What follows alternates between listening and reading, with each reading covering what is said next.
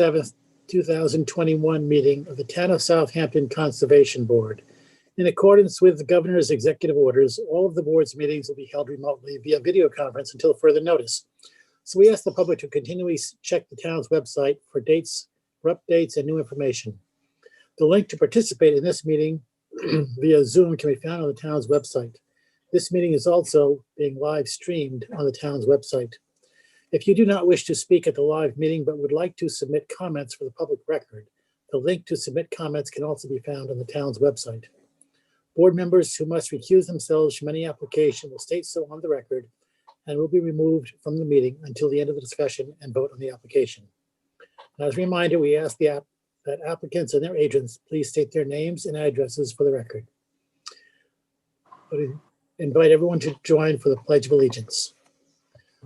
I pledge allegiance to the flag of the United States of America and to the republic for which it stands, one nation, under God, indivisible, with liberty and justice for all. And roll call. Harry Ledlow, Michael, Present. Jerry, Yeah. Tom, Here. Sunshine, Here. George, Present. and I suppose Anne should be coming. I haven't heard she's not coming. But if you see her and I don't, please let me know. Okay, the first public hearing. Now, let's do the acceptance of the January 13th, 2021 minutes as written or amended. Is there a motion? Motion to accept. Second. All in favor? Harry, aye. Michael? Aye. Jerry? Aye. Tom? Aye. Sunshine? Aye. George? Aye. Public hearings, A019100, the Colonel's Way LLC. The applicant requests an adjournment to 3/24/21. Is there anyone in the public who would like to speak in this application? Do you see anyone that might be there? Please raise your hand if you want to speak. No hand. Is there a motion to adjourn to 3/24/21? Excuse me. She actually sent in a request for February 24th. Okay. Motion to adjourn to February 24th. Second that. All in favor? Harry, aye. Michael? Aye. Jerry? Aye. Tom? Aye. Sunshine? Aye. George? Aye. And Ann, welcome. Welcome. Hello. Aye. A020019, Joanne DeSarlo. I need to use myself from this application as my company did the filing for Ms. DeSarlo. Okay, who is here to present Joanne's application? John Armentano. Okay, Joanne's I here. see John, but I don't see a face. Yeah, I think I've been blocked. They have to let me. What's your name? John Armentano. Okay. You just have to put your video on. It says the host. Okay, now I can start it. Great. All right. There we go. All right, John, you may present your application. Yes, good Wait, evening, Mr. Chairman, members of the board. My name is John Armentano. I'm an attorney with Farrell Fitz, who represent the applicant, DeSarlo, for this application for, basically it's a buffer interpretation. I understand that there's been some back and forth with the application. I do have an application packet that I uploaded to the town website. If that can be brought up, I will take you through a brief presentation. If not, I can share my screen and do it in that manner. You can share. It doesn't matter who does it. Okay.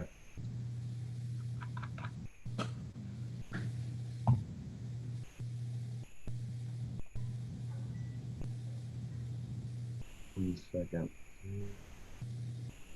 Has this application been open? Oh, you know what? Sarah's not here. So. We need to make sure that we have authority to open this application. Did you send in the affidavits, John? I believe Mike did through his company, so I know that that was done through Mr. Testatori's office. Okay. I'm I did sure that receive them. you did?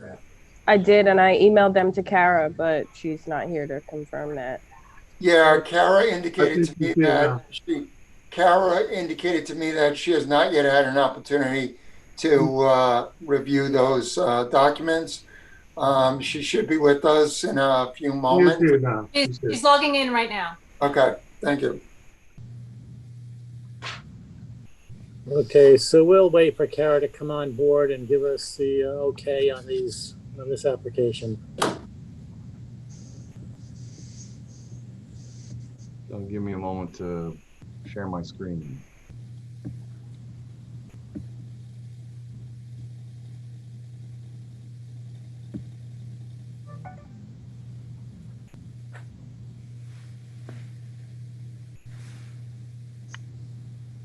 Charles, can you unmute Kara, please? 1 second. I have to unshare for a moment. Oh. So I have to stop? Okay, yeah. I'll do it.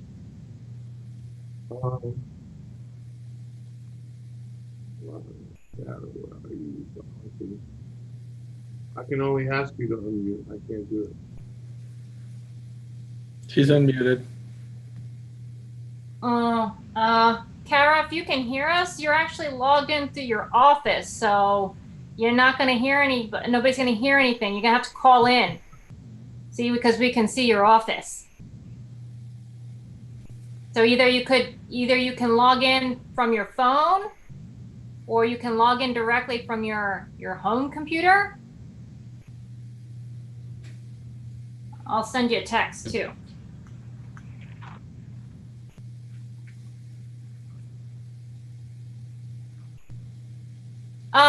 She called in too, Oh, Charles, no, okay. 516-521. Got it. Don't. Okay. Okay. Got it. Okay. Yeah, I see that on the screen. It's muted though. Yeah, I'm trying to ask you to unmute. He's permitted to talk. There you Here go. we- Okay, can you hear me? Yes, thank you, Kara. Okay. I apologize. I had a Zoom meeting that ran long, another Zoom meeting, so I apologize. Kara, we are on Joanne DeSorlo's application, and we need to know if the affidavits are in order. Okay. Let me just, I apologize again. I just received the packet.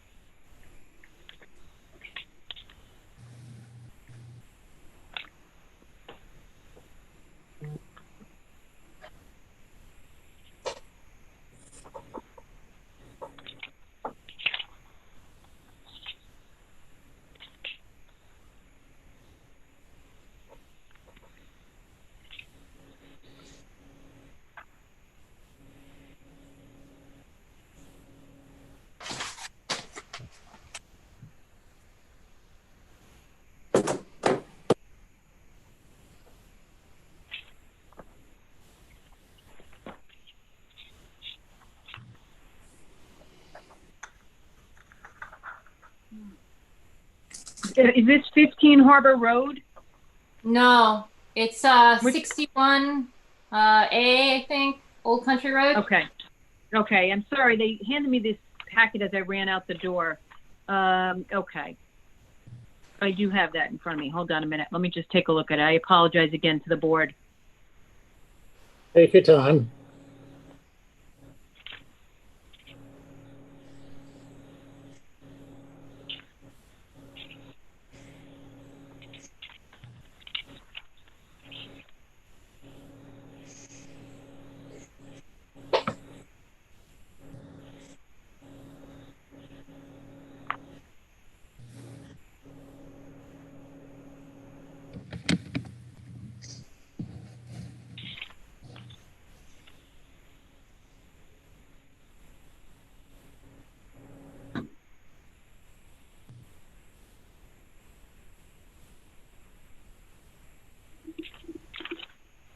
Okay, I do find that the notice of posting and the notice of mailing are in order and that this board has jurisdiction.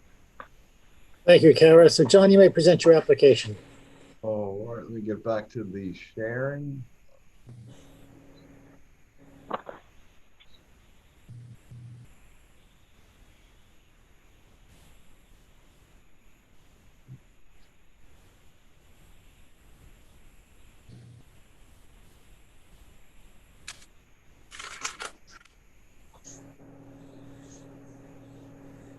Are you able to see what I'm showing you? Yes. Okay, great. Again, we represent Joanne Sarlo in this application. There's a history to this application, which, you know, I don't want to bore the board with the details. I'm sure Marty will, you know, his report speaks for itself. We agree with the statements of the findings as they exist, to the extent that there was a prior application back in 2014, which referenced a majority of the issues that we are dealing with today, mainly to legalize a majority of the structures that were constructed prior to my client's purchase of the property. And then there was an interest to expand or to possibly put in a pool and to upgrade the septic system. The subject property is located here, as you'll see in the shared screen. At that time, the applicant did not fulfill the obligations of complying or to further that application. They did not proceed with the pool. There was a wait to see if there was going to be grant money for the IA system. So the project was placed on hold for a number of years, and we are now back before you seeking a modification of that prior application with the same intent to legalize the existing conditions that were on site, namely the conversion of the garage, the installment of the portico and patio, with the change in the application being a proposed garage, which, if you can see my cursor, is in the hatched area to the south of the property. In addition, although not required, my client will be placing an IA system on the property generally directly south of the proposed garage. The dimensions of that location are delineated in Marty's staff report. So taking you through the application, what we'd like to discuss with the board is the extent of the buffer, and we have highlighted that buffer here. This has although not the 75-foot requirement, you know, the house is limiting that. There is an extensive area of buffering along the entirety of the property. It does take up, as you see with the dark red line, the majority of the property that is currently and has been turf grass since the 1980s. I've looked at some aerial photographs. This has always been a turfed area of lawn. The delineation of the lawn roughly is the same as the dotted line. If you can see my cursor, there's a dotted line which basically represents the edge of the wetlands. So if you were to consider the extent of the property owned by the applicants, a large portion of it is impacted by wetlands and is further impacted by a request for a non-fertilized buffer zone.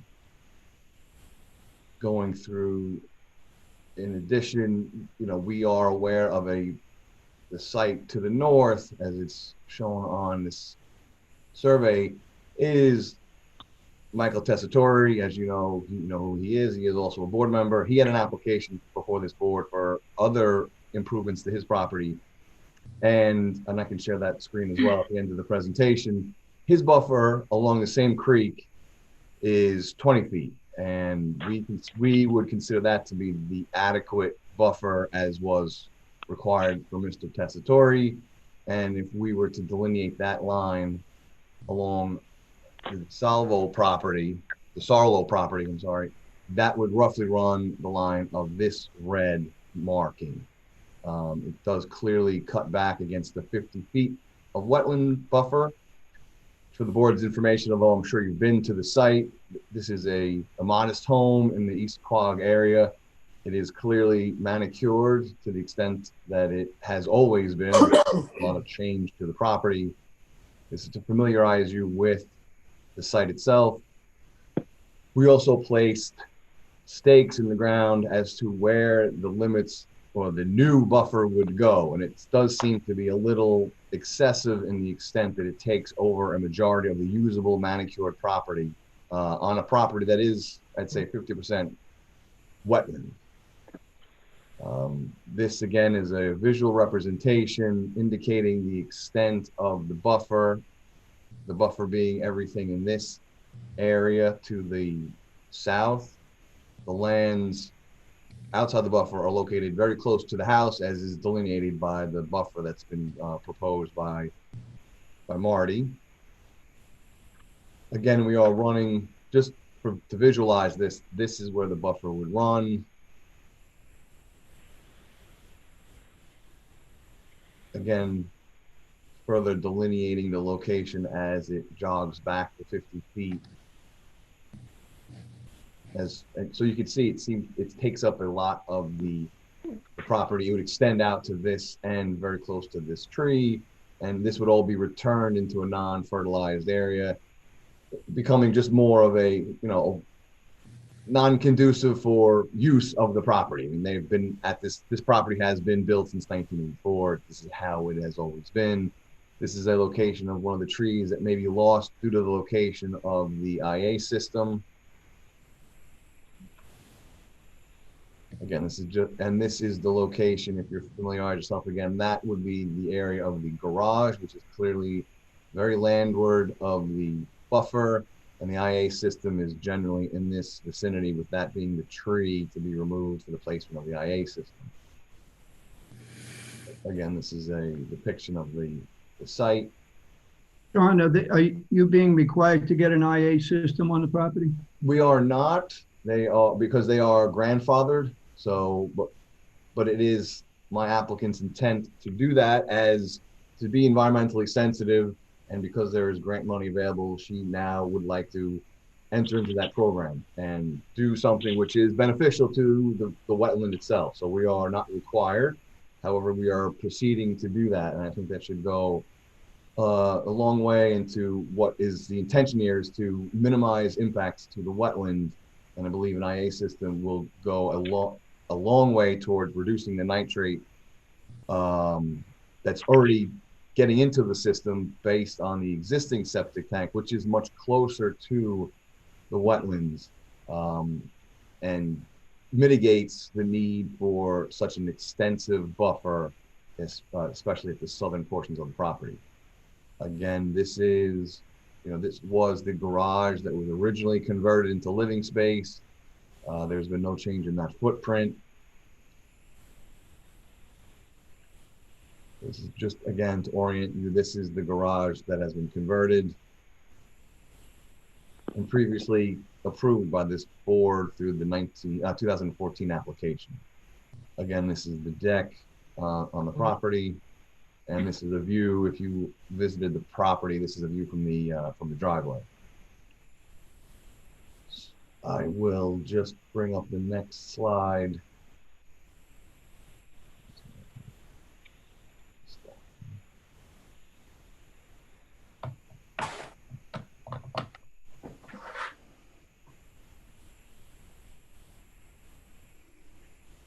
And this is the Tessitore property with the survey lines. As you can see, if you can follow my cursor, my client is directly south of the Tessitore property. I don't know if I can flip this on the screen.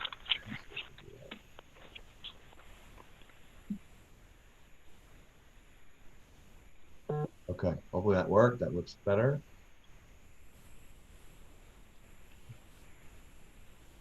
So this was a prior application before this board, obviously, and the buffer along the same creek, if you can see that, is a 20-foot buffer.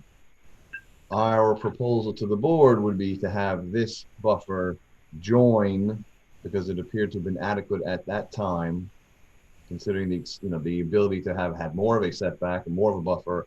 20 foot was the buffer provided. Our request from this board is to consider that to be the buffer as the connectivity to the existing creek. It seems to be the intent of the board to have 20 feet was sufficient. We believe that is additionally sufficient for the remainder of my client's property.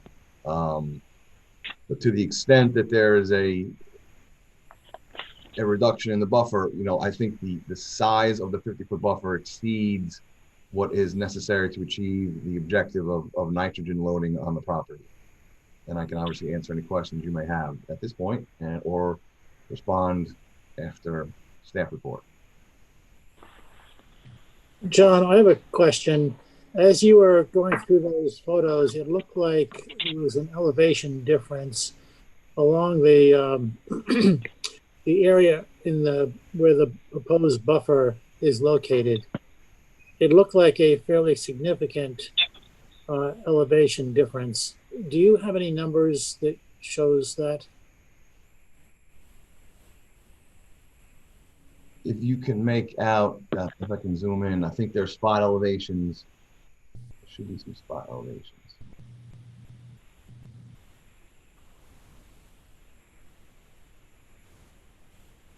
These are, I'm not sure where you're requesting that information, but these are spot elevations of 6.9. If you orient me where you're looking, I can, Okay. Obviously the water is at 0. Yes, I see those spot elevations there in the area that the new IA septic system is proposed. I was noticing the area between the house and the deck and the wetland preservation area. It looked like there was a significant elevation drop off. I'm going to, yeah, I have one more. I'll share with you one more photograph here. This may help.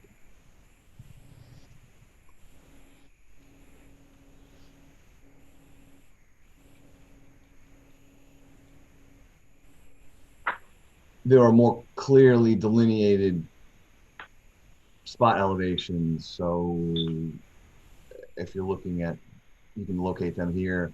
My cursor is on 6.5. Where were you looking again? Yeah, up where you go straight up a little bit, where yeah, in that area and to the left. There's one by the house, but then it looks like it drops off on the way to the wetland line. I was just curious if the 20-foot contour that you're proposing follows, or rather the 20-foot buffer you're proposing follows a contour line, or if it's simple measuring from the wetland. I'm not aware of what level it is, it is following. The 20-foot buffer seem to be, the properties are relatively similar. There's not a lot of grade changes here. This does seem to be a little bit more built up. It was one of the original homes built in the area at the time. There's a spot elevation of 8 feet at the corner of the house. I can try to see if I can pick up another elevation in the tessitory.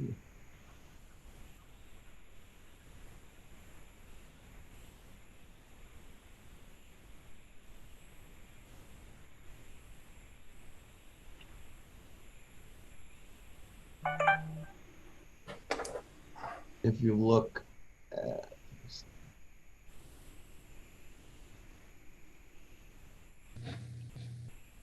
there aren't many spots. There's an elevation of 8.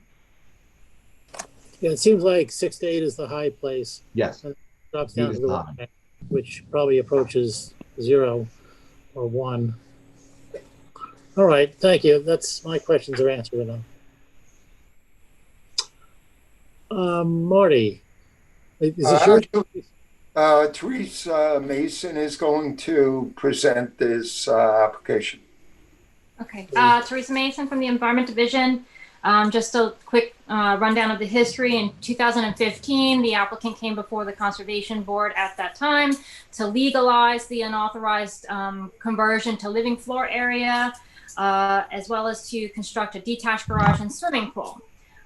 They never submitted the required covenant, and that was conditioned on upgrading the septic system as well as various other structures. Now the applicant is still looking to legalize the unauthorized construction and conversion of the attached garage into living floor area, and to continue with construct the proposed garage.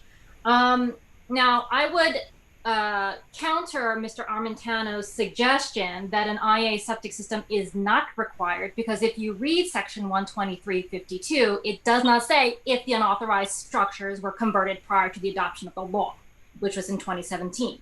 So now they're coming before us in 2017. They have to do it pursuant to 123.52. There is no exception for structures that were constructed unauthorized prior to the effective date of the law.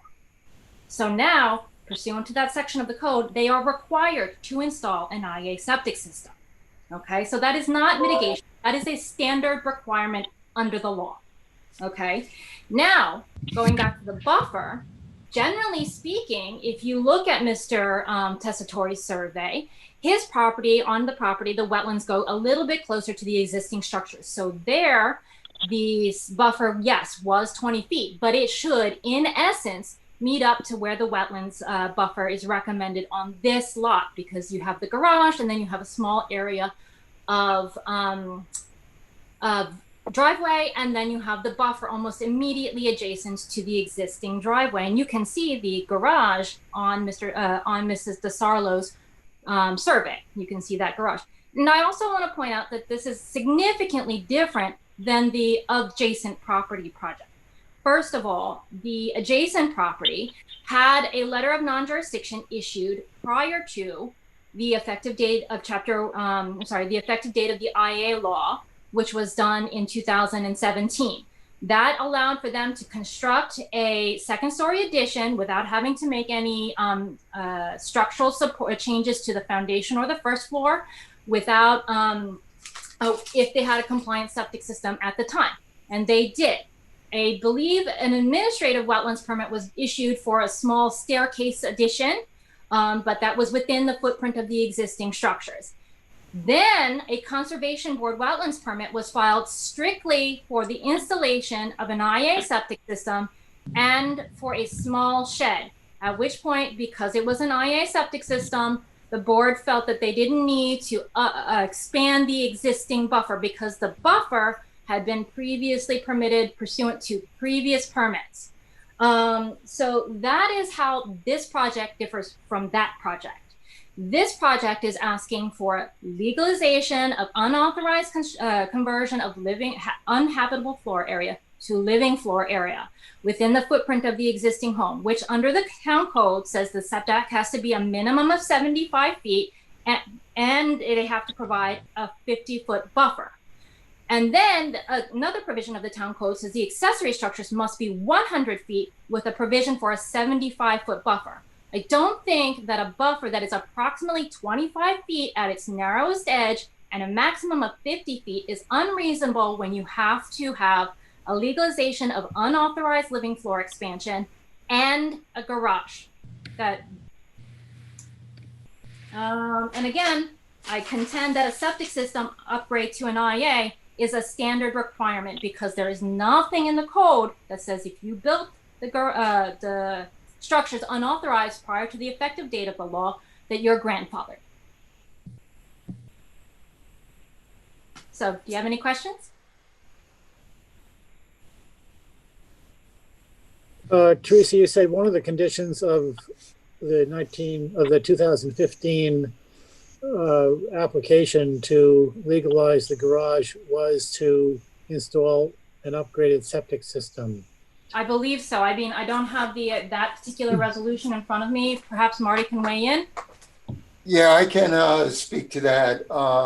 That's correct. That was one of the mitigation requirements of the prior resolution of conditional approval, that they upgrade the septic system and that they establish a covenanted naturally vegetated wetland non-disturbance, non-fertilization buffer consistent with the staff sketch that you're seeing before you. So the staff sketch, the buffer from the staff sketch is the same buffer that was recommended in 2015? Yes, correct. And as indicated, the northerly portion of the buffer, which I designed and proposed, would meet up with the existing natural vegetation on the abutting lot to the north. You look at the northwest corner of this property, as has been indicated, the wetlands come considerably further into the abutting lot to the north. So that's how you can have a connection where the buffer on this property would be wider. I should also indicate for the record that I, of course, been to this property several times recently as well, and there are not significant grade changes between the landward portion of the wetlands and the property. Actually, what you have is a very gradual sloping lawn. The buffer that I drew actually takes in some existing upland vegetation landward of the wetland boundary as well, thereby minimizing the amount of lawn area that would be affected, and also minimizing any requirements for restoration and native revegetation. As previously discussed with the landowner when this project was last considered by the board, the buffer, the disturbed lawn portions of the buffer can be established by plugging that area with ground covers, some shrubs and grasses. We do have a forested upland edge along the wetlands, so there's no need to install trees within the recommended buffer. So part of the design looks to minimize cost to the applicant of establishing this buffer. And one of the conditions of that previous permit was to install a new septic system. Was that new septic system installed? No, it was not. The applicant received a resolution of conditional approval, which required that covenants be filed in a survey. However, as indicated, the applicant never provided the requested documents, so the permit was never issued. It's my understanding that the septic upgrade was never undertaken. I know that I had on more than one opportunity discussed the septic upgrade with the applicant.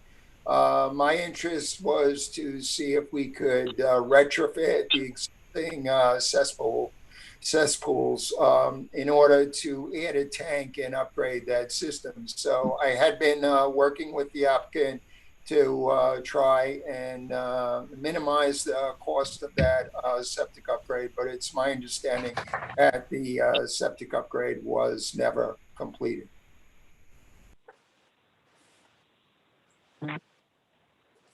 If I could respond to that, that is correct. In 2014, there was not a consideration for an IA system, and it was not installed. They were just going to modify the old system, which is in a location much closer to the wetlands. Now, I know there seems to be a debate as to what is required. If we were not to put in the proposed garage, there would be no need for an IA system upgrade.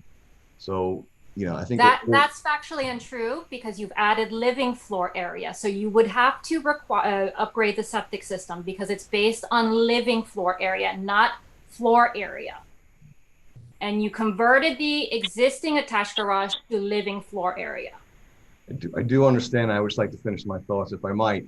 The issues here are that this conversion occurred prior to 2009, prior to many of these requirements. This is now seems to be, we are placing in an IA system, and I think that is mitigation to the extent we need a 50-foot buffer. It is, I know staff does not agree with my statements, but I just like the board to hear them anyway.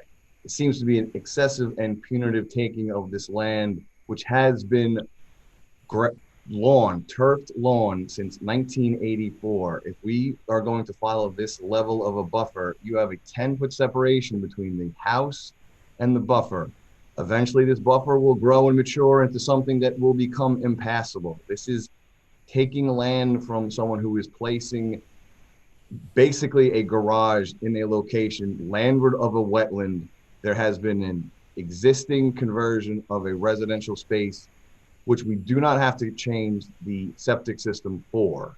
So we are now doing more, doing better, but that doesn't seem to be enough. And there seems to be this need to take another 50 feet of land on an already impacted property. The lands to the south have not this level of an extensive buffer, nor does the land to the north. So there's no real connectivity to a purpose. There is no driving a theory as to why we're doing this other than because we can. And I'm not sure the board should weigh and balance out these issues with the taking of a usable portion of land which has never been wetland, where the purpose of the buffer is to reduce the nitrogen loading, which we are doing through the IA system. I would offer for the record that a dual purpose of the buffer is to protect and enhance wildlife habitat, as well as connective functions and dispersal corridors with buffers on adjacent properties. As I already indicated on the record, the northerly configuration of the buffer is designed to meet up with the landward edge of natural vegetation on the abutting property to the north. In doing so, it provides that habitat connection and linkage as sought by Chapter 325. I should also mention that you'll see if you look at the buffer sketch that we are, of course, allowing for a maintenance access corridor on the west side of the house, because that area is outside of the buffer. If the buffer is established, the landowner would be permitted to mow that and maintain that strip as lawn, thereby preventing the encroachment of natural vegetation and ensuring that they continue to have safe access and maintenance access around the west side of the house. I would also like to contend that the buffer requirement is 75 feet. 75 feet, because they are asking for the garage as well as the conversion of the existing dwelling. So we are already recommending significantly less than the required 75-foot buffer, okay? And again, there is no provision in the code that said, oh, well, if you did it illegally prior to the effective date of the law, you don't have to comply with the current standards. There's nowhere in the code that grandfathers that in. In fact, today, if you were to come in and try and legalize that at the building department, you'd have to make sure you meet all the fire requirements for today's standards. You'd have to make sure you meet all the building codes for today's standards. You have to meet today's standards. There's no grandfathering for the conversion of the living space area without having to do an IA septic system. It is required by the code, chapter one, section 12352. And Kara, perhaps you can weigh in on this, but am I correct, or is Mr. Armentano correct? Well, the law doesn't particularly try to reward somebody who has done something in violation of the code, and then they get rewarded later on. So, you know, I can certainly look into the section for the board. As you know, I'm filling in, so I'm not, you know, completely familiar with the section. But I would say I would offer that to the board, that, you know, when you do something wrong or in violation of the town code, there shouldn't be a reward for doing that. Understood, and I'm not stating that is the fact. I mean, we have purchased the property well after these events took place. Just for the record, as I'm sure the board is also aware, maybe staff is not, that the conversion of the garage to living space was issued a building permit. So that was issued with no impact, and it was a permitted use. So a permit was issued back in 2009 for the conversion of the living space. I'd like to finish. I let you speak as well. Just, we should have some level of courtesy here. So that is a fact that this is being glossed over in some way. So the conversion of the living space was issued a building permit by the town without an involvement of the conservation board. And I would also submit that if that was done at that time, even if it had to come before the conservation board, it would have received an administrative permit, because the area that is being converted to living space is very landward of the buffer, and it is a space within which the box was already there. We were now just habitating in the garage. So the issue here is we're making too fine of a point as to that issue. The other point is 75 feet is the requirement. This board is here to lessen those requirements. That's why this board does sit and meet, and it is to balance the property owner's rights versus the environmental consideration. So saying 75 feet would have us move the house. So I don't think that's what the board would consider. I would also submit that a 10-foot wide swath is not nearly enough room to walk around the house. If someone were to carry a kayak, they would be passing over this non-disturbance area. And I think, to make a 10-foot pathway considered sufficient is punitive to this property owner who purchased the property and didn't make these conversions. She is merely looking to place a garage on her property and install a much better nitrogen protecting septic system. If my suggestion would be that there can be a reduction of this buffer in a way. Possibly 30 feet is sufficient, but I think 50 feet is excessive, and there needs to be some consideration as to a larger pathway around the house, more than 10 feet. If you've seen the property, this is not, there are wetlands, but this has never been a wetland area. John, I would like to point out that you said that you received a building permit for the construction of the conversion of the garage to a living space? That is correct. Did you receive a CO? I don't have that information on hand, but I do know a building permit was issued. I would like to remind the board that Chapter 325 is separate from the Building and Zoning Code. So regardless of whether they received a building permit in error, they still require a wetlands permit. And they would have required one in 2009 when the garage was converted. And again, in order to be eligible for an administrative wetlands permit, the construction would have to have been within the footprint of the dwelling at least 75 feet from the wetlands, and contingent on providing a 50-foot buffer. So this would not have qualified for an administrative wetlands permit. It would have had to come in front of the Conservation Board for relief because, one, the conversion is less than 75 feet, and two, they are providing less than the 50-foot required buffer. We understand that it was issued in error and she purchased it with this error in place. However, you still, in order to be eligible for the administrative wetlands permit, have to have the addition within the footprint within 75 feet, which this is not, and a buffer of 50 feet. And need I remind you that when we do covenants, and particularly for waterfront properties, the pathway that we allow through the covenant to the water is 4 foot wide. And that's plenty wide enough to get a kayak in to a waterfront property. So I think 10 foot is plenty sufficient to allow for maintenance and access around the existing dwelling.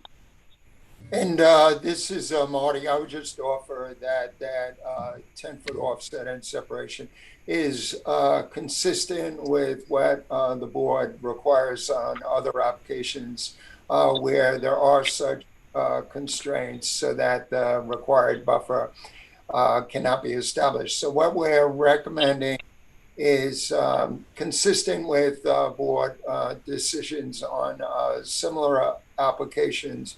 And of course, with regards to the proposed IAOWTS upgrade, the law allows the Conservation Board, where wetland permit is required, to use their discretion as to whether or not an upgrade is warranted based upon the living area expansion. So it's not a matter of whether or not the required percent is being met in the case of building permits.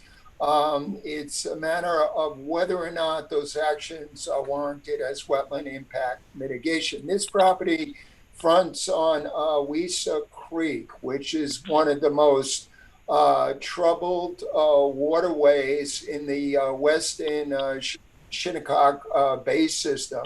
It has some of the greatest water quality issues throughout of any tributaries throughout the western portion of the town. So I would offer that both the septic upgrade and the buffer, the naturally vegetated buffer as recommended, is essential in order to protect surface water quality and the public wetland values and benefits at this site. Thank you.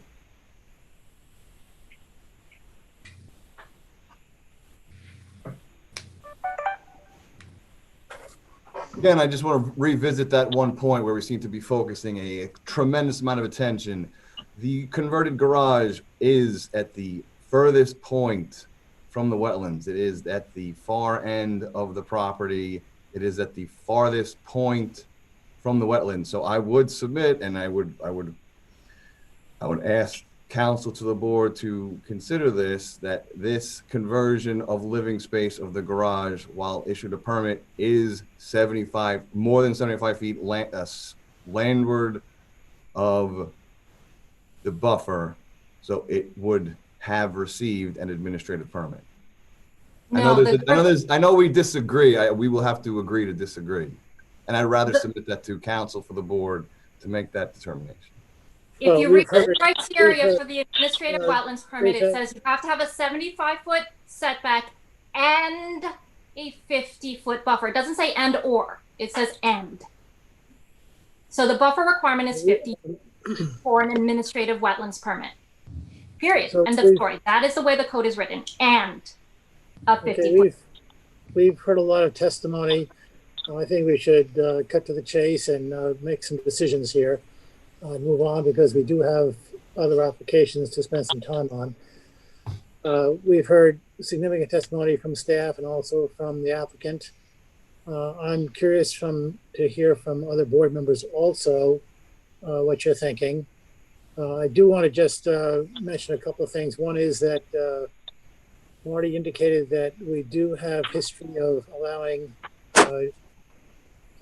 having a buffer, not buffer is not the right term, a space between the house and a buffer of 10 feet. That is correct. We have done that on a number of occasions, even just last meeting. So that does have some teeth in our history. As far as the building permit for the garage, we have run into these complications in the past where there's a gray area with, and I don't know what a court of law would determine, but there is a gray area there that both sides have arguing points. So then what's before us is that the applicant has agreed to coordinating the buffer line from Michael's property to Joanne's property on the north side of the house.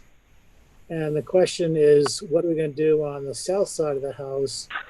The applicant wants 30 feet. Staff is recommending 50 feet. So this is where other board members can chime in and then we can make a decision. Do we have a depiction of the 30 feet that the applicant is requesting? I see the 50 feet on the recommended on the staff sketch.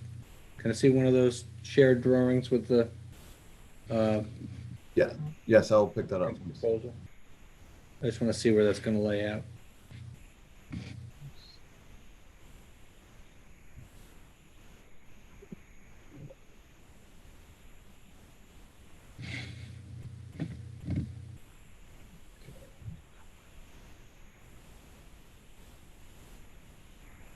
Okay, that's a 50 feet.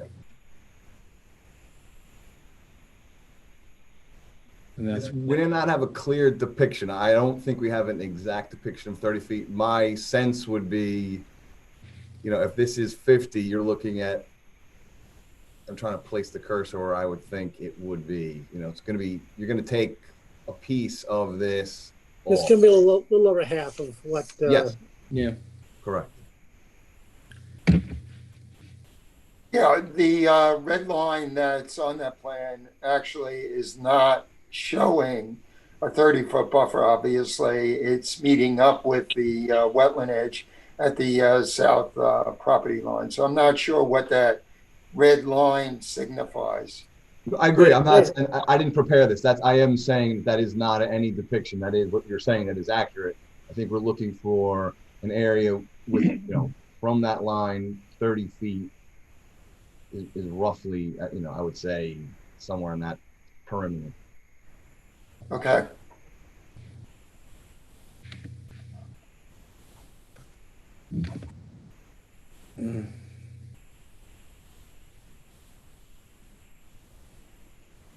I'd kind of like to have council look into the point about the IA requirement.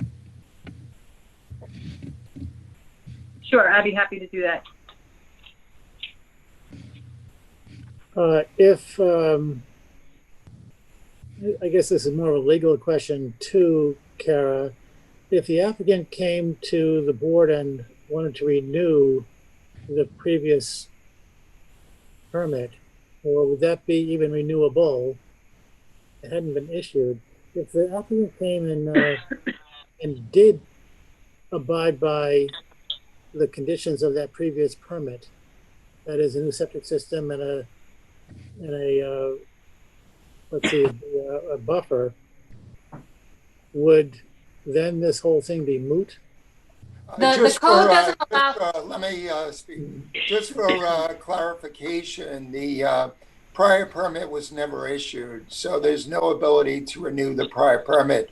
The board had granted a conditional approval. The conditional approval has expired, and there's no ability by code to renew that conditional approval. Additionally, the project has, of course, changed. So we're looking at a different set of conditions, but that prior decision has long expired.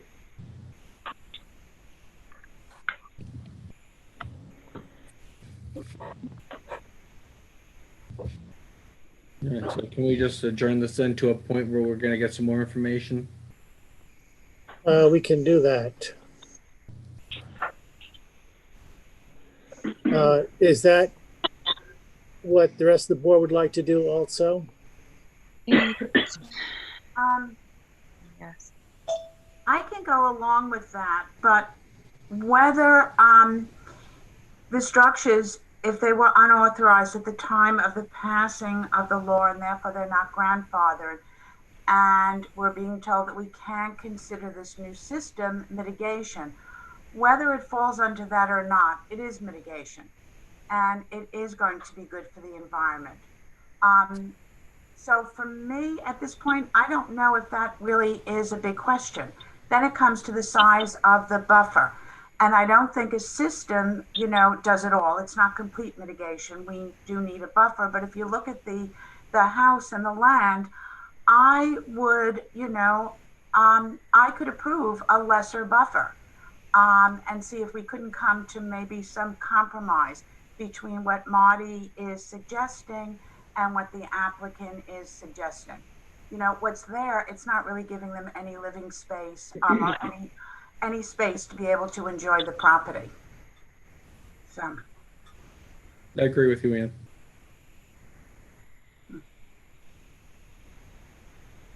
If we could get some agreement here, it would solve the problem right here and not prolong it. If your other board members have feelings similar to that, let's see if we can hammer something out that makes some sense.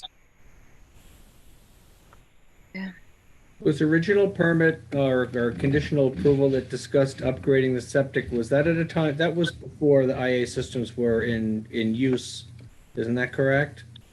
That was before. What was the concept of upgrading the septic that exists on the property now? It's just doing a septic upgrade. What was the concept then? I don't know of any drawings that show where the septic is or what the proposed upgrade would have looked like, as opposed to having an IA system now, which is so much better than any upgrade you could have done on the system back when the permit was originally considered.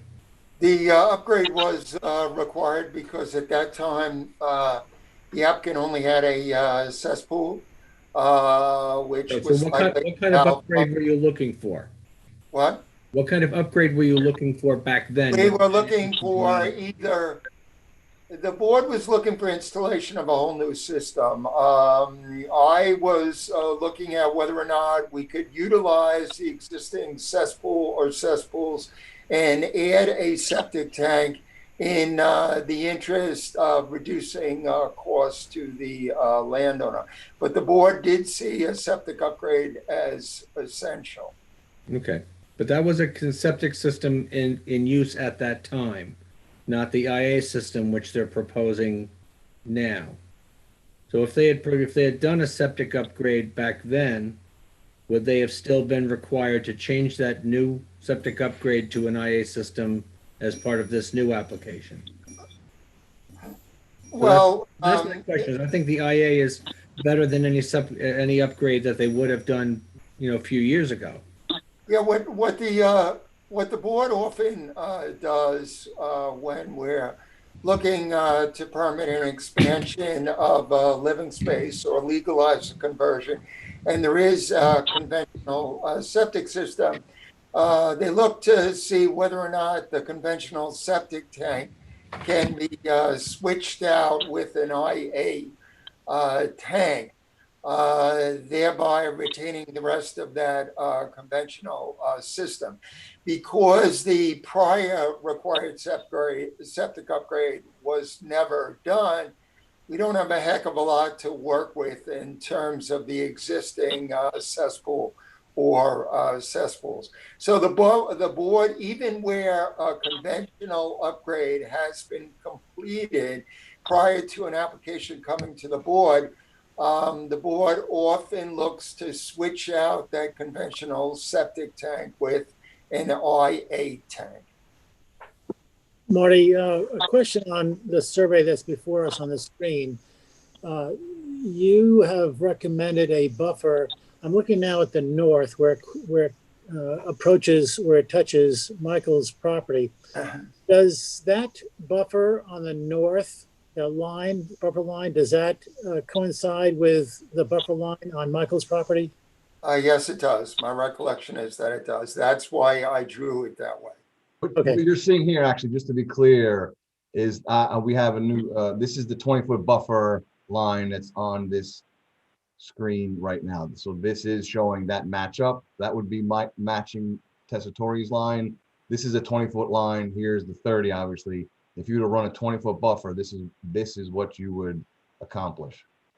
Okay, I should mention when I went to the property, I didn't walk on the abutting lot. What I looked at was the extent of natural vegetation on the abutting lot, and I drew the buffer line to meet up with the landward extent of buffer of natural vegetation, because that's typically what we look to do. So no, I did not look at whether or not it connects exactly with the existing buffer. So I do correct myself. I would like to point out, though, that you'll see that the garage is offset 20 feet from the property line. So the buffer, which we are recommending, is approximately halfway through the whole entire property, which is about 200 feet in width. So they do have a fairly large existing lawn area outside of the buffer we're proposing. Again, that the garage is 20 feet offset, and then I believe the garage is 24 feet, and then there's still quite some distance between the proposed buffer that we're recommending and the property line and the garage. John, Just pointing that out. John, I would like to ask you about that red line. What are you saying that red line does, how it approaches on Michael's property? Yes, that is matching a 20-foot buffer setback from the wetland line. So that is, I'll move my cursor here. Get you over here. This is the wetland line. This is 20 feet. It matches Mike's property to the north, and then it runs at a 20-foot setback, the length of the wetland line. So that is where a 20-foot buffer would sit. But you were asking for a 30-foot buffer instead of a 50, right? That's correct. Okay. Let's see if we can come to a decision here, board members. I'm going to throw out a number, a line, and this is not meant to be in stone. It's meant to be a starting place to see if you agree with it so you can move on, or if it needs to be adjusted from that one way or another. And this is what I'm going to suggest. I'm going to suggest that the buffer line begin as staff has recommended at the property that meets Michael's property, the north part of this, and it continues exactly the way it's drawn until it gets to the place where it meets the south side of the house, and you see that red and the red line of 20 feet and the staff buffer line intersect at one spot right by the corner of the house. I'm going to suggest at that point, the buffer line then move up to 35 feet and continue across the rest of the property, all the while maintaining at least a 10-foot separation from the house, deck, and steps.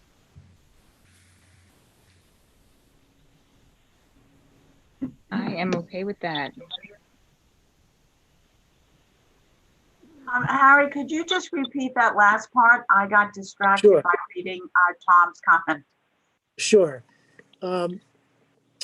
Essentially, it's the line that staff has drawn, but the place where the staff says 50 feet shall be reduced to 35 feet.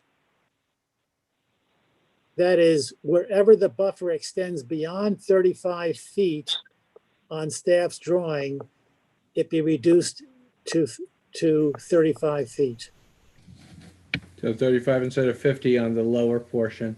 Yes, but the rest of it stays the same.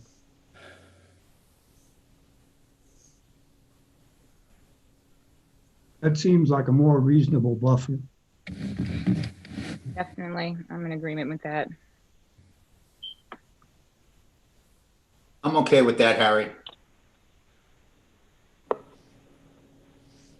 Okay, that that will help with John's request for the property owner. It also provides a certain amount of mitigation, and we do like to see that IA system in there too, whether it's termed legal mitigation from a legal perspective or not. I do get excited when I see one. That is, I'm favorably excited. So, John, we have a plan. That works for me. I think that is fair, I'll say. That's not exactly what I would like, but I will say I appreciate the board's weighing in on this concept. Thank you. I think we're doing a better project. I think this is a better project with the buffer and the garage, with it all together, and we like to see an improvement. So if the rest of the board, most of you have spoken up, maybe you all have, I would entertain a motion to close the hearing. I'll move. Second? It's been moved and seconded. All in favor, say aye. Harry, aye. Michael is not with us yet, but Jerry, Aye. Tom, Aye. Sunshine, Aye. George, Aye. Ann, Aye. Thank you, John. Thank you very much. Have a nice evening. Thank you. I'm out tonight too. Good night. Good night. Thanks, Teresa. Aye. Thank you.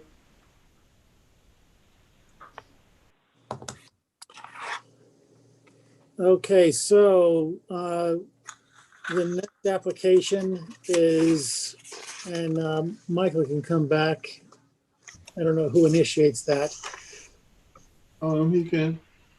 The next application is A020033 Cowneck Preserve LLC, and the applicant requests an adjournment for 2 weeks to 2/10/21. Shirley, is there anybody in the public who wants to speak on this application? Have to raise their hand. I see no hands though. Is there a motion to adjourn? Motion to adjourn? I don't have the calendar in front of me. What's the next 2 weeks? What's that agenda look like already? I'm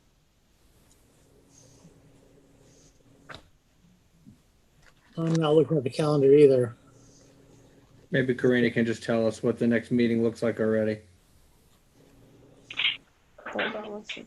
That's the only one on so far. Okay. Motion to adjourn? Second. All in favor? Harry, aye. Jerry? Aye. Tom? Aye. Sunshine? Aye. George? Aye. Ann? Aye. Michael? Abstain.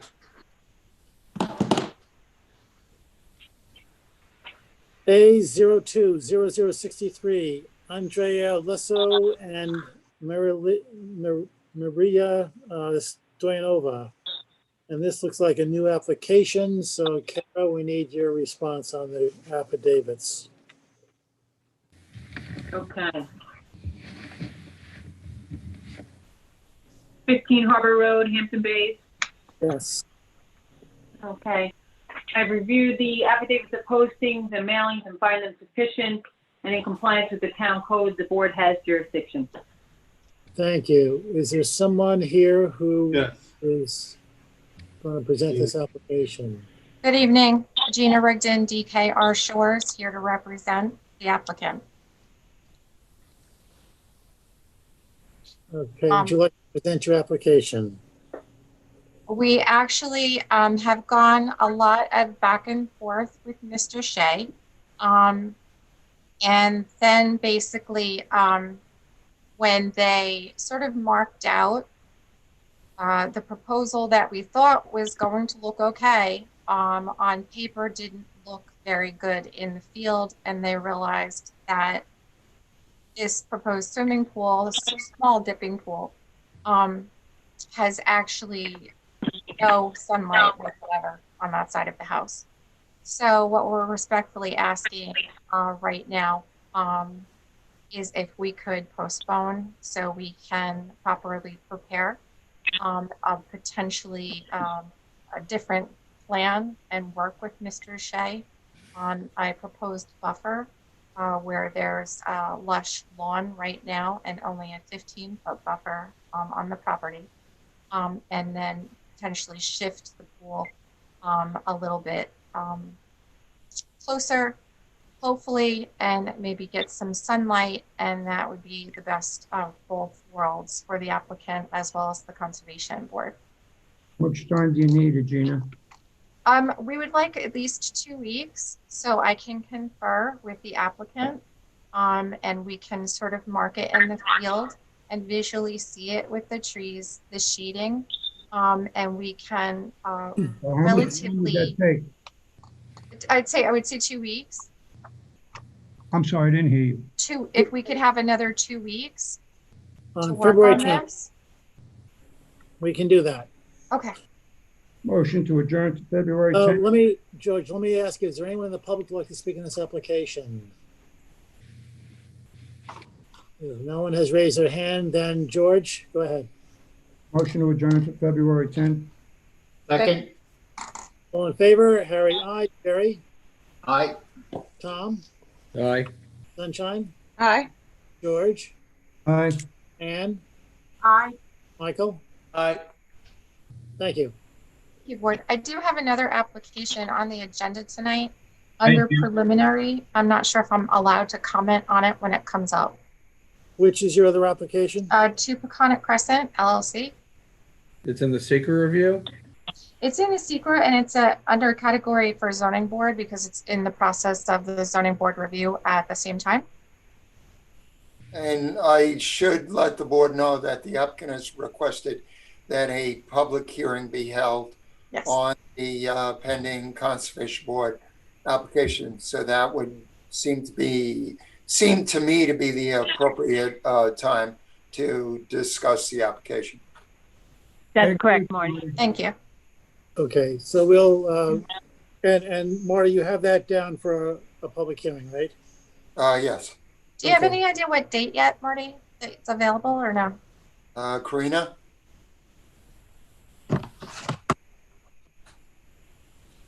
That's 2 Peconic. It's going on from March 10th. March 10. Okay, I will advise the team. Thank you. Okay. All right, so we have adjourned your application, Gina. Now we'll go on to the next one. A020067, Michael Douglas Conkle and Llewellyn Cox. And this is the first time we've heard this application, so we'll await Kara's looking at the affidavits to see if they're in order. I reviewed the affidavits of posting and mailing and find them sufficient and in compliance with the town code. The board has jurisdiction. Thank you. And who is here for this application? Jim Walker. James Walker. Oh, Jim, there you are. I'm here, Harry. Jim, you may present your application. Okay. You ready? Go right ahead. You can hear me? Okay, we got this project as a result of a violation that was issued 4/22/16. And basically, we've worked with Marty Shea extensively and discussed it with the Environment Division quite a bit. And we've made significant changes all the way up till about 5 o'clock today. And Marty said that he would be kind enough to have Karina put it up, and there it is in front of you. This is 1216 Deerfield Road. It's next to a parcel that belonged to Jerry Bauer and Stephanie Powers that was subdivided. In the area to the south is a drainage basin. Wetlands line was delineated by the town a long time ago. Basically, the prior property owner had a circular driveway, and the circular driveway went basically all the way down to the wetlands line, about 10 feet offset. The new property owner came in, I believe 2014, and squared off the driveway, cut down trees, installed lawn, shower, basic improvements to the property, which we are now going to mitigate. So how do you mitigate that? We have a little more than 59% of the property committed to natural vegetation now. We have a property owner who has already reduced the size of the driveway. Some of the work was done more quickly than we would have wanted. The plants were purchased and they're sited. They're still in their pots. They haven't been planted, but they were worried that the plants were going to die, so they actually sited them and put them into the wetlands buffer. In the meanwhile, since that happened, Marty Shea has instructed us to move the dry well to the gravel side of the driveway, install a dry well for a little outdoor shower, and we have beefed up the wetlands buffer, and we show a wetland preservation area, and we show a natural wetlands buffer, which includes all the plant materials that the Environment Division instructed us to install. There is one other little rub. The landscape architect had called out for black-eyed Susan, which is not a native plant here, but it is a wildflower that's used all over the country and is native to areas out west. And they had already bought the plant. So we're going to put that plant at the bottom of the lawn at the retaining wall, and it's going to be used, so it's not going to be wasted. Short of that, I don't recall any other issues. We did agree to take out little retaining walls that were installed without approval. Those are gone, and we have agreed to regrade the slope from the driveway down to the wetlands. And we have agreed to plant northern bayberry along the edge of the cleared area, and that is to kill off mugwort. It's easy to grow bayberry. It's almost impossible to kill it, and if you mulch it, it will outcompete the mugwort, and it will replace an invasive, noxious plant with a nice native plant that will attract wildlife and will function as a wetlands buffer planting. I think that's about it. All right, thank you, Jim. Marty? Good evening again. Marty Shea, Chief Environmental Analyst for the town. There is a preliminary advisory report on file dated December 11, 2020. As the applicant has indicated, the application had to be filed in order to address a notice violation and unauthorized improvements that were made at the site, inclusive of fill deposition, utilities, various hardscape, driveway changes, etc. As was indicated, I've been working very closely with the applicant to prepare the reclamation and restoration plan that you're seeing now. You can see to the southwest of the residence, the buffer is very extensive, and it also connects in with the buffer on the adjacent property to the west. South of the house, there is a low wood retaining wall that needs to be legalized, but was installed in order to support the higher land for an existing septic system. So initially we looked at pulling that wall out, but then it was decided that it was preferable to retain that wall in order to support the septic system. As indicated, the applicant has agreed to do some native landscaping within that lawn area above that retaining wall. There's a fairly extensive buffer to the southeast as well. Not only would a significant amount of woody trees, shrubs, and native ground covers be planted in this area, but this is the portion of the property where unauthorized fill was placed to elevate and level out the land. The applicant has now agreed to take all that fill out and reclaim that area to pre-existing natural grades. You're seeing a fairly extensive driveway on this property. The driveway is designed this way in order to allow for good access for physically challenged persons on the west side of the house, where the house is closer to grade. The east side, the drive goes to the entry of a garage.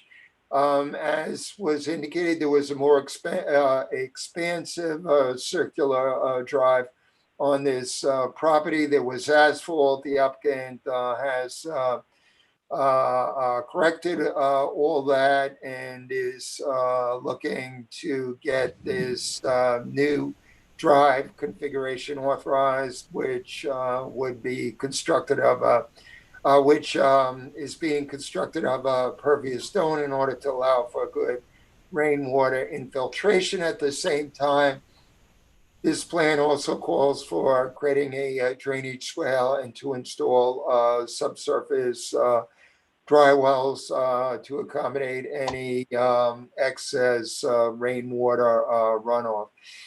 So I think the plan that you're seeing before you is excellent. I think it rectifies all the unauthorized activities that occurred at this property. The applicant, of course, is willing to covenant the on-site wetlands as a wetland preservation area and to covenant the buffer as a naturally vegetated wetland, non-disturbance, non-fertilization buffer.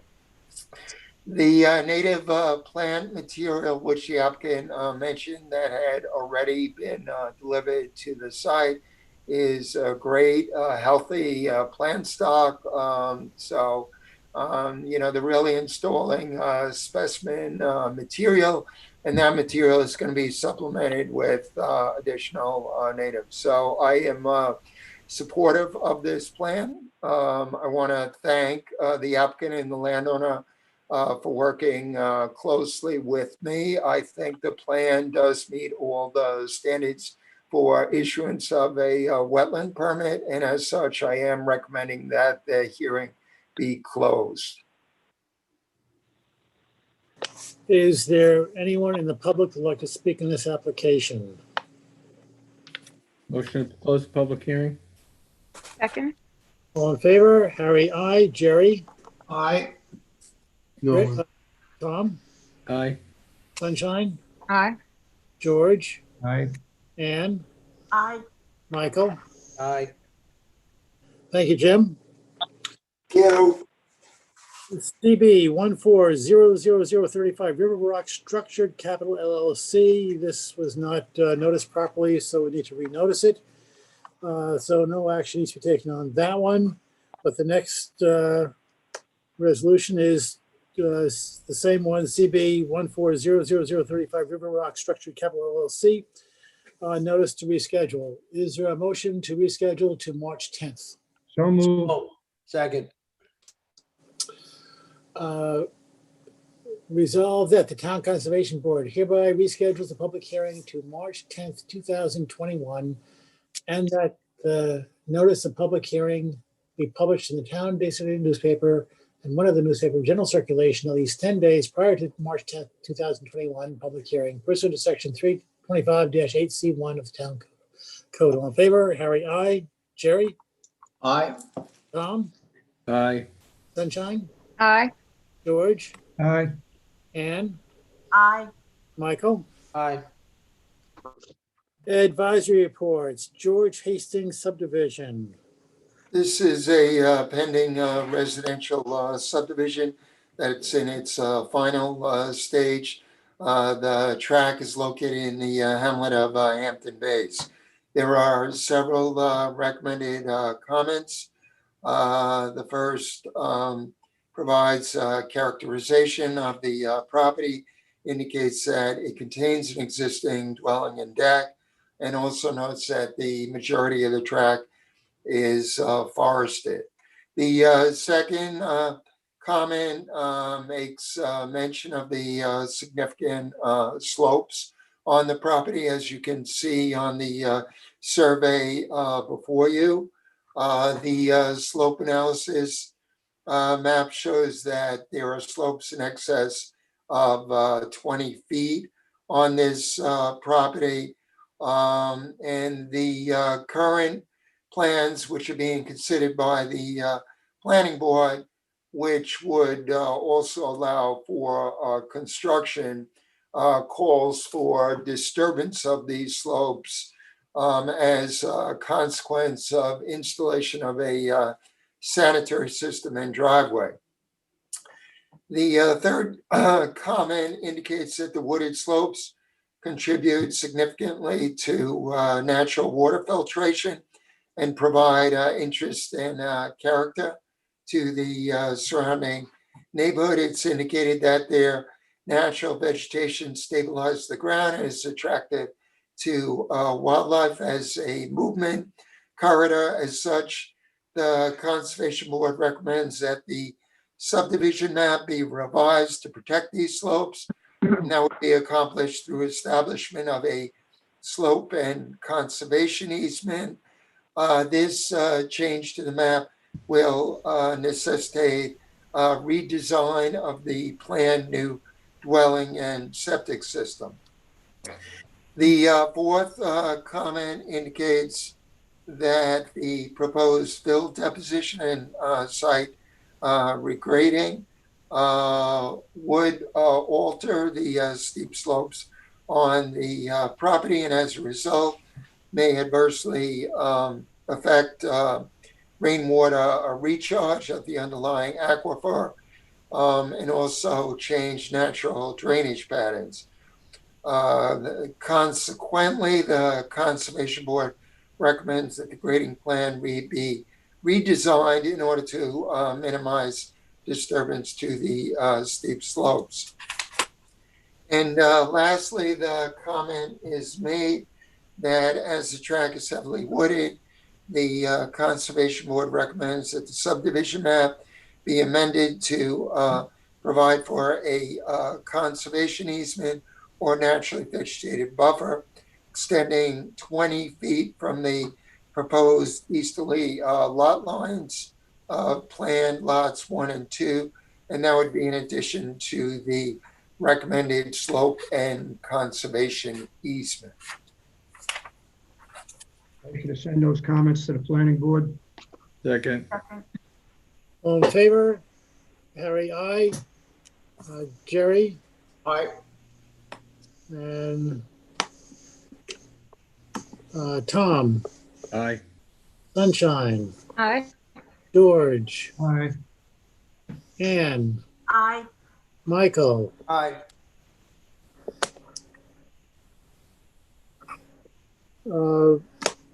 Patrick subdivision. This is a pending 4-lot subdivision before the planning board that would affect a track in the Tuckahoe Hamlet. The first comment indicates that the subdivision is located adjacent to town-owned open space. It also notes that the property was historically naturally vegetated, but was since cleared between 2010 and 2013. It makes mention that although there are some remaining trees, the remnants of the understory and ground cover after that initial clearing were likely subsequently removed late last year, such that today the parcel contains only some remaining mature Norway maple, locust, and some ornamental trees, but is mostly mowed lawn with a residence and swimming pool. Second comment indicates that the proposed subdivision requires the purchase of approximately 1.13 Pine Barrens credits. The third comments indicates that there are some steep slopes on the property in the higher western portion of the track. It recommends that a slope analysis map be prepared in order to look at how to best avoid slope modification. The comment also recommends that a conservation easement be established along the western lot line, or the planning board could utilize slope easements, and that would be to protect these existing slopes, as well as provide a minimum 20-foot wide buffer between the town-owned open space and the planned future residential development. And the last comment simply indicates that the areas that are being recommended for encumbrance by an easement rather than actively planting those areas, those portions of the property would best be restored by discontinuance of mowings and disturbance and allowance for natural vegetative succession and recovery. Thank you. Motion to send those comments to the planning board. Second. All in favor? Harry, I. Jerry, Aye. Tom, Aye. Sunshine, Aye. George, Aye. Ann, Aye. Michael. Aye.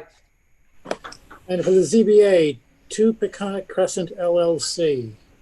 As has already been indicated, this variance application also relates to a pending Conservation Board wetland permit application for redevelopment of the property. The parcel is located in the Shinnecock Hills area. The first comment indicates the variance being sought to reconstruct the existing dwelling and swimming pool, as well as to make other accessory improvements. It notes that this property was recently bulkheaded pursuant to a trustee's permit. It notes that it has frontage on the Cold Spring Pond channel and is located within the town's high priority water quality improvement zone. Second comment just provides a history of the pending Conservation Board application and notes that the board will be deciding whether or not to schedule a hearing tonight. And the last comment just offers that this advisory report does not speak to the variance issuance standards as set forth in the town building and zoning code. Motion to send those comments to the ZBA. Second. All in favor? Harry, I. Jerry, Aye. Tom, Aye. Sunshine, Aye. George, Aye. Ann, Aye. Michael. Aye.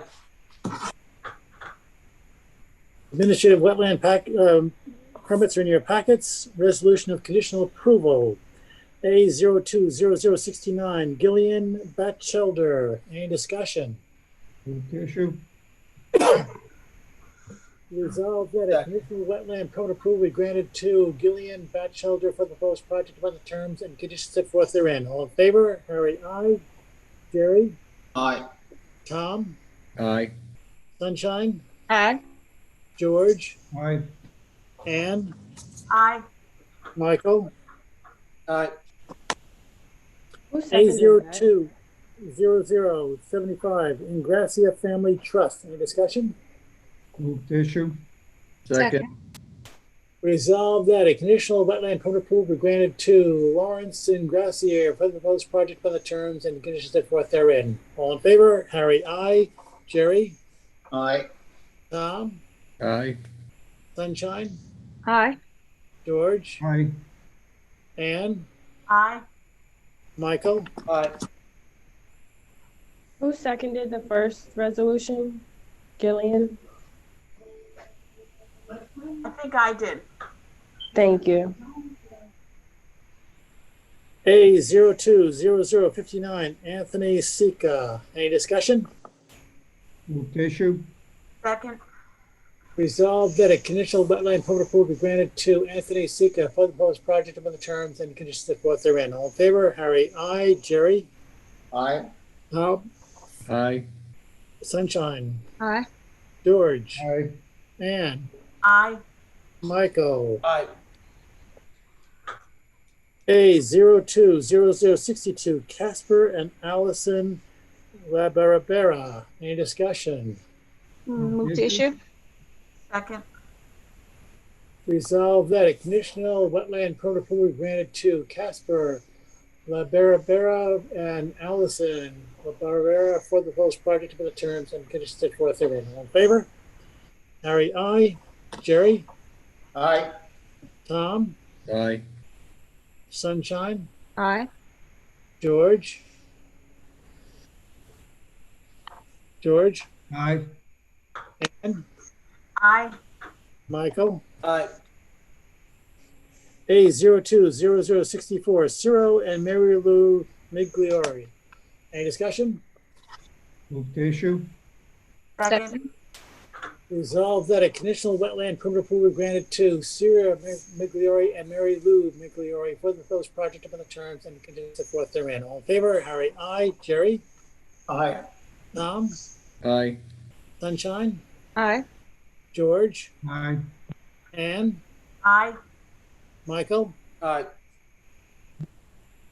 And A020070, Peter E. Castro and Joanne R. DeMaria as joint tenants with right of survivorship. Any discussion? Move to issue. Second. Resolved that a conditional wetland permit approval granted to Peter Castro and Joanne DeMaria for the proposed project for the terms and conditions set forth therein. All in favor? Harry, I. Jerry, Aye. Tom, Aye. Sunshine, Aye. George, Aye. Ann, Aye. Michael. Preliminary review of secret determination A020057. So as indicated, this is a pending application for redevelopment. There is a preliminary advisory report on file dated January 25, 2021.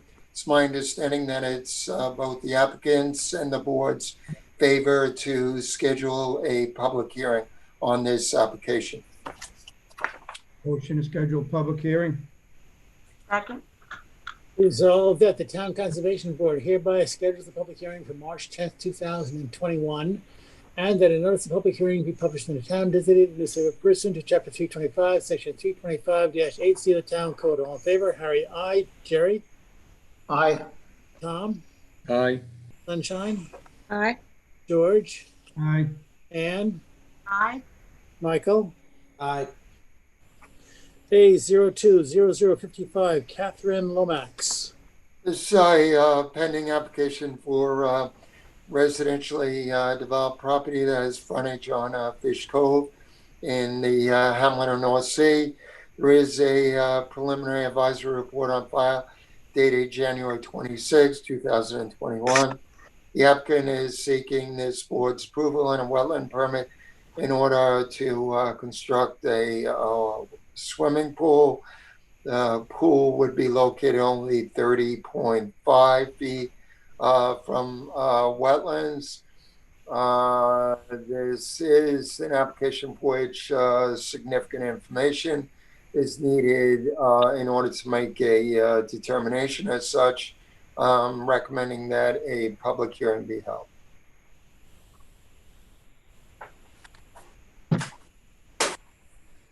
Motion to schedule a public hearing. Second. Resolved that the Town Conservation Board hereby schedules the public hearing for March 10th, 2021, and the notice of public hearing be published in the town designated newspaper pursuant to Chapter 325, Section 325-8C of the Town Code. All in favor? Harry, I. Jerry, Aye. Tom, Aye. Sunshine, Aye. George, Aye. Ann, Aye. Michael. Aye. A020076, Leah Morgan. This application relates to an existing residentially developed property that is frontage on North Sea Harbor in the Hamlet of North Sea. There is a preliminary advisory report on file dated January 25, 2021. The application has been filed in order to redevelop this property as well as to construct a swimming pool. As you can see, the property is somewhat constrained. The advisory report does provide a history of prior approvals for this property. And without going into significant detail, it does recommend that the redevelopment plans be approved as they take advantage of the existing construction envelope on the property. The advisory report also recommends that a covenanted wetland preservation area inclusive of all on-site wetlands be established, and that a restored covenanted naturally vegetated wetland non-disturbance, non-fertilization buffer be established extending 75 feet landward of the wetland boundary, which is the requirement per code. The applicant has agreed to the recommended mitigation. So there is sufficient information to make a determination. Accordingly, I'm recommending that the hearing requirement be waived. Motion to waive the public hearing? Second. Resolved that the Town Conservation Board hereby waives the public hearing requirement pursuant to Chapter 325, Section 325-8E of the Town Code. All in favor? Harry, aye. Jerry? Aye. Tom? Aye. Sunshine? Aye. George? Aye. Ann? Aye. Michael? Aye. Resolution to issue modifications, CB 17018, Anthony Skembri. Before you is a resolution of conditional approval that is consistent with the discussion you had at the public hearing, allowing for some trustee permit improvements to remain in the buffer while requiring that the lighting be removed.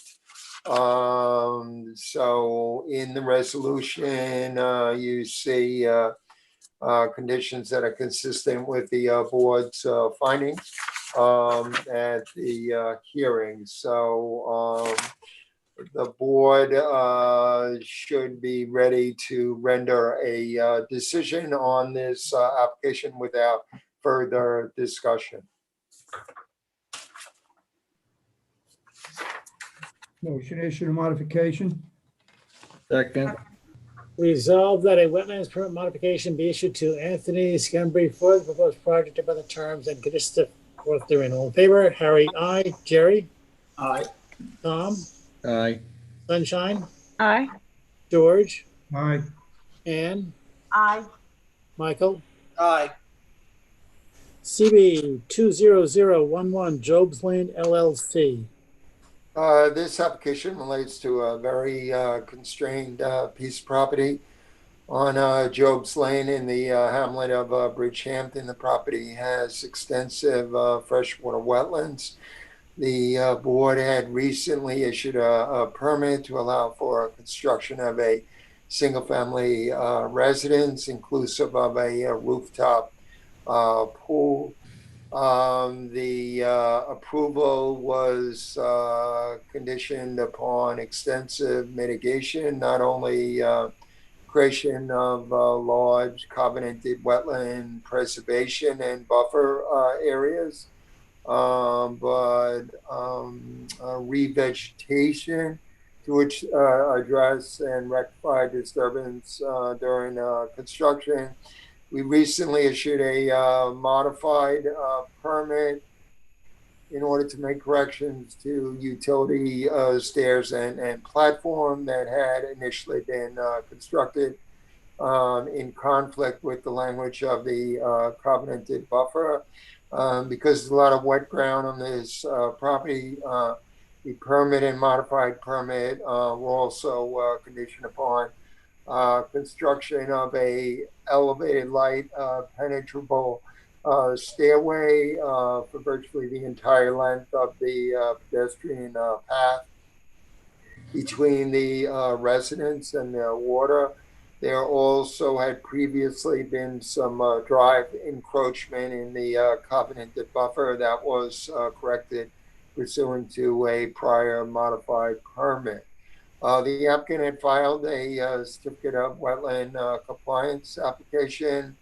At such time, we found that the applicant had never addressed for PVC discharge pipes along the northerly property line that jut out from the abutting property to the north. The source of the discharge is either a sump pump or runoff from that property. As that abutting property is coming in for redevelopment, we didn't see fit to require the abutting landowner to redirect those discharge pipes to dry wells at this time. What was worked out with the abutting landowner was to cut those discharge pipes so that they only jet out 2 inches from an existing concrete block wall, and to install a trench drain running along the northerly property boundary, which is actually inside the abutting subject property. That is allowing for temporary collection and recharge of any discharge until we receive the application for redevelopment of the abutting property, which I expect to be submitted in the next couple months. There, some fence line had to be temporarily taken out on the adjacent property, but in the end, the discharge from those pipes is being addressed through installing a trench drain on the adjacent property, thereby posing no conflicts with the existing covenanted buffer and covenanted wetland preservation area on this property. We also found that when the final as-built survey came in, the rooftop pool was reconfigured, in which was a matter of concern not only to the owner of this property, but the abutting property owner because of the close proximity to wetlands. The extensive mitigation, we saw fit that a permit modification application be filed not only to authorize the drainage accommodation along the north property line, but also to legalize the rooftop pool. So there is a resolution before you that would allow for issuance of the necessary modified wetland permit, such that final inspection can be scheduled, and we can look to close out this permit and issue a certificate of wetland compliance.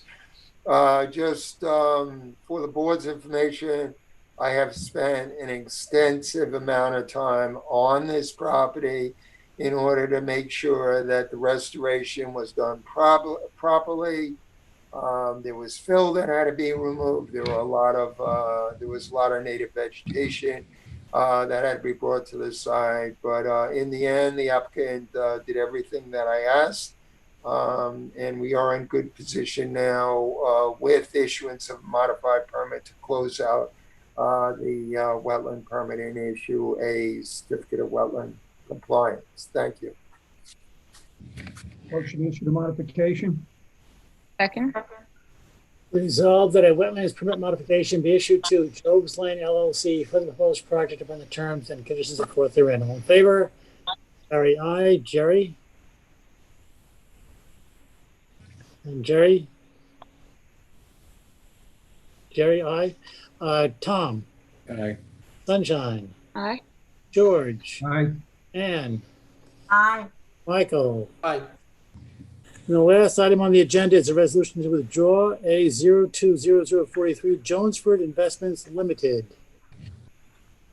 Is there a And motion? just for the board's information, the application related to new construction that was being proposed, there are no outstanding wetland violations or improvements that need to be legalized. So I recommend that the board accept the withdrawal of this application. Motion to accept the withdrawal without prejudice of wetlands permit application number A020043. Second. Resolved that the Town Conservation Board hereby accepts the withdrawal without prejudice of wetland permit application number A020043. All in favor, Harry, I. Jerry, Aye. Tom, Aye. Sunshine, Aye. George, Aye. Ann, Aye. Michael. Aye. That concludes our meeting. Thank you, everyone. Is there a motion to adjourn? So moved. All in favor, Harry, I. Jerry, Aye. Tom, Aye. Sunshine, Aye. George, Aye. Ann, Aye. Michael. Aye. Thank you.